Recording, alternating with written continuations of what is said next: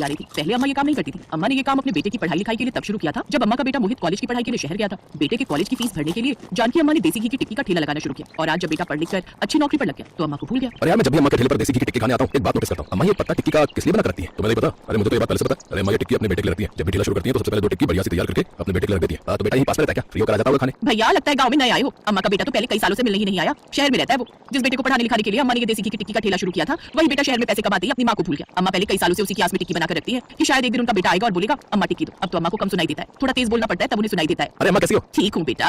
अम्मा बढ़िया सी करारी सी टिक्की बना दो। अभी देती हूँ बेटा। अम्मा जैसे बहुत सी खाने की चीजें होती हैं उनमें से टिक्की का ठेला लगाना आपको सही क्यों लगा? और देसी घी की टिक्की क्यों? बेटा देसी घी की टिक्की मेरे बेटे मोहित को बहुत पसंद है। जब वो छोटा था तो अक्सर वो देसी घी की टिक्की बनवाता था। फिर जब वो कॉलेज में आया तो पढ़ाई के लिए पैसों की जरूरत थी। मैंने उसी की पसंद की देसी घी की टिक्की बनाकर बेचना शुरू कर दी। अम्मा अपने बेटे को पढ़ाने के लिए पहले ही कितने सालों से मेहनत कर रही हो, बेटे के लिए टिक्की बनाकर रोजाना आने की राह देखती हो, पर अम्मा आपका बेटा तो आपको भूल गया। तभी पिछले 6-8 सालों से आपकी खबर तक नहीं ली। वही तो बात है, पर माँ तो माँ होती है। पूत का पूत बन जाए पर माता को माता नहीं होती। माँ होती है जो अपने बच्चों से कभी रूठती नहीं। अम्मा भी अपने बेटे के इंतजार में नजरें बिछाई रहती है, पता नहीं अम्मा का बेटा कब लौटेगा। जानकी को पूरा गाँव जानता था, इसलिए सब जानकी की बहुत इज्जत करते थे। जानकी ने कभी मौसम की परवाह नहीं की, गर्मी सर्दी धूप और बारिश में भी चाहे बाजार बंद रहे पर जानकी का देसी घी की टिक्की का ठेला हमेशा लगता था। इधर अम्मा अपने बेटे की राह देख रही थी और उधर अम्मा का बेटा मोहित अपनी गर्लफ्रेंड सीमा के साथ शादी करने की सोच रहा था। देखो मोहित बेटा, सीमा हमारी इकलौती औलाद है, हम चाहते हैं कि वो हमारे साथ रहे। तो कहीं ऐसा तो नहीं कि तुम गांव से अपनी माँ को भी यहाँ ले आओगे और अलग रहने लगोगे? नहीं अंकल, मेरी माँ तो कभी शहर आई नहीं। पिछले कई सालों से मैं भी गाँव नहीं गया। मेरा ना तो गाँव जाने का विचार है और ना ही माँ को यहाँ लाने का। हाँ, शादी के मौके पर माँ को यहाँ ले आऊंगा और फिर शादी के बाद वापस भेज दूंगा। मैं सीमा के साथ इसी घर में रहूंगा। पापा अब तो मान जाइए। और फिर इधर मोहित और सीमा की शादी तय हो गई। मोहित को बस शादी के लिए जानकी को गांव से लाना था। अब वो अपनी ऑफिस की छुट्टियों का ही वेट कर रहा था। कुछ दिनों से बहुत बारिश हो रही थी पर जानकी अम्मा ने बारिश में अपना काम नहीं छोड़ा था। इतनी तेज बारिश हो रही है फिर भी हमारी जानकी अम्मा को ठेला लगाना ही है। क्यों अम्मा? क्या करूँ सोना बिटिया,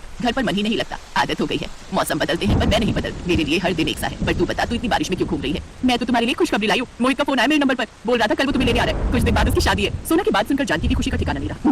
मोहित शादी कर रहा है, मुझे लेने के लिए आ रहा है। मेरा बच्चा मेरा लाल इतने सालों बाद गाँव आ रहा है। किस समय आएगा? कल शाम तक आ जाएगा। सोना की बातें सुनकर जानकी बहुत खुश होती है। जानकी मोहित के आने का इंतजार करने लगी। जो भी ठेले पर टिक्की खाने के लिए आता जानकी सबको यही कहती, कल मेरा बेटा मुझे लेने आ रहा है। तुम आना, मैं तुम्हें अपने बेटे से मिलवाऊंगी। अच्छा, ये तो बहुत ही खुशी की बात है माँ, मैं जरूर आऊंगा। तुम भी आना और तुम भी। सबने हाँ में जवाब दिया। जानकी को खुश देखकर सारे ग्राहक भी बहुत खुश थे। अगले दिन पूरा गांव जानकी अम्मा की दुकान पर इकट्ठा हुआ। सबको जानकी की खुशी देखने की चाहती। अम्मा सुबह से तैयार हो गई थी और बेटे के लिए सबसे स्पेशल देसी घी की टिक्की बनाई। आज मेरा मोहित आ रहा है, देखना जैसे ही आएगा कहेगा अम्मा टिक्की दो। अरे सोना कितना समय है, फोन तो मिला, जरा कहाँ है अभी वो? हाँ अम्मा, मैं फोन ही मिला रही हूँ पर मोहित का फोन नहीं मिल रहा। शाम होने लगती है, बारिश फिर से शुरू हो जाती है, भीड़ धीरे धीरे छटने लगती है। अम्मा बारिश हो रही है, तुम्हारे बेटे से फिर मिलेंगे। हाँ, अब तो वो कुछ दिन यही रहेगा, तुम कल आ जाना। अम्मा शायद बारिश की वजह से उसे देर हो रही हो। आप चिंता मत करो, आ जाएगा। घर चली जाओ अम्मा, बारिश तेज हो रही है, भीग जाओगी, बीमार पड़ जाओगी। फिर मोहित आएगा और तुम्हें बीमार देखेगा तो सोचो कितना दुखी होगा। अच्छा चल ठीक है, फिर मैं ठेला घर ले जाती हूँ, तो उसको फोन पर कहना कि घर ही आ जाएगा। सारी रात बीत गई, मोहित नहीं आया। जानकी अम्मा ने फिर से टिक्की का ठेला लगाया तो लोग अब बातें बनाने लगे। अम्मा तुम्हारा बेटा तो आया नहीं? अरे कभी आएगा भी या नहीं? बस ऐसे ही बोलती रहती हो कि मेरा बेटा आएगा, मेरा बेटा आएगा। अरे लगता है अम्मा बुढ़ापे में सटिया हुई है, हमें भी कल बारिश में भिगा दिया, हम तो आज नहीं खड़े होंगे। तो जाओ ना, किसने कहा यहाँ खड़ा होने के लिए? अम्मा को परेशान मत करो, कोई जरूरत नहीं है यहाँ खड़े होने की। मैं अकेली काफी हूँ अम्मा के साथ। सोना तूने मोहित को फोन किया? कल वो आया ही नहीं। हाँ अम्मा, वो मोहित को काम था इसलिए आ जाएगा। बात सुन सोना, जरा मोहित से बात तो करवा, मैं खुद कहूंगी ना तो जरूर आएगा। हाँ अम्मा भी करवाती हूँ। सोना मोहित को फोन करती है। हाँ सोना बोलो। मोहित, जानकी अम्मा बात करने के लिए कह रही है। हाँ जल्दी करवा, मुझे देर हो रही बात काम है। सोना जानकी के हाथ में फोन देती है। फोन पर हेलो करते ही जानकी अम्मा फूट फूट कर रोने लगती है। मोहित, मेरे बच्चे कब से तेरी राह देख रही हूँ। तू कह रहा था कि कल आऊंगा, तो आया ही नहीं। कितने साल हो गए तुझे देखे हुए, एक बार तो आ जाता।